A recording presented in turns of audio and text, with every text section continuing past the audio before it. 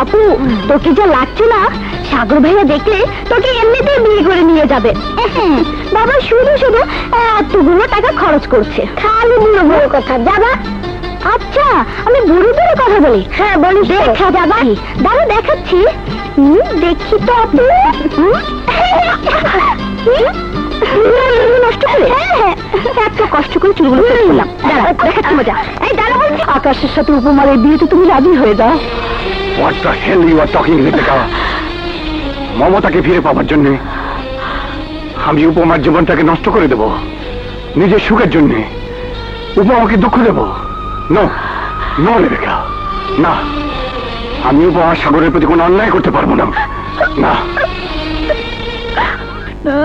ভাই, আপনার চিঠি।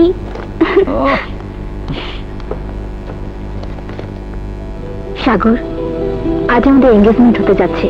কদিন পর বিয়ে। বিয়ের পর তুমি আমার স্বামী হবে, কিন্তু তার আগে তোমার পরিচয় তুমি আমার বন্ধু। আর বন্ধুত্বের দাবিতে আজ আমি একটা জিনিস চাইবো, আমার পরিবারের সুখের জন্য তুমি এই বিয়ে ভেঙে দাও। আমি চাই না আমাদের বিয়ে আমার বাবাকে আরো কষ্ট দিই। আমার বাবার চোখের পানি আমাকে কখনো সুখ দেবে না সাগর। অথচ বিয়েটা ভেঙে গেলে বাবা তার বোনের ছেলে আকাশের সাথে আমাকে বিয়ে দিতে পারবে, তার বোনকে আবার ফিরে পাবে। তুমি হয়তো আমার সামনে থাকবে না, কিন্তু আমি চিরদিন তোমার বন্ধু হয়ে থাকবো। বন্ধুত্বের দাবিতে তুমি যখনই আমার কাছে ডাকবে আমি আসবো। প্লিজ সাগর, আমাকে ভুল বোঝো না। আমার বাবার খুশির জন্য আমাকে অন্তত এইটুকু করতে দাও।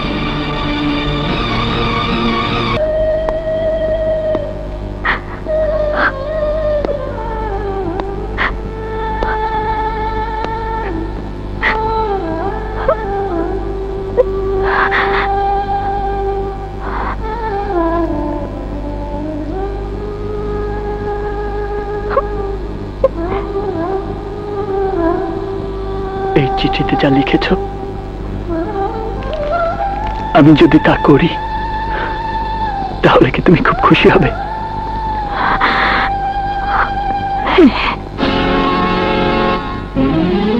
তোমার বাবার মুখের হাসি কি তোমার ভালোবাসার চাইতেও বড়?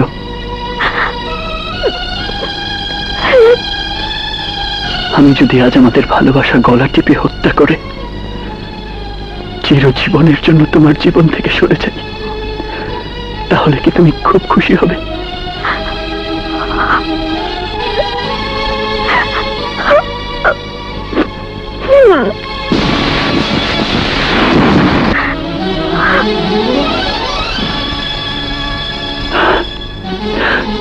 বেশ।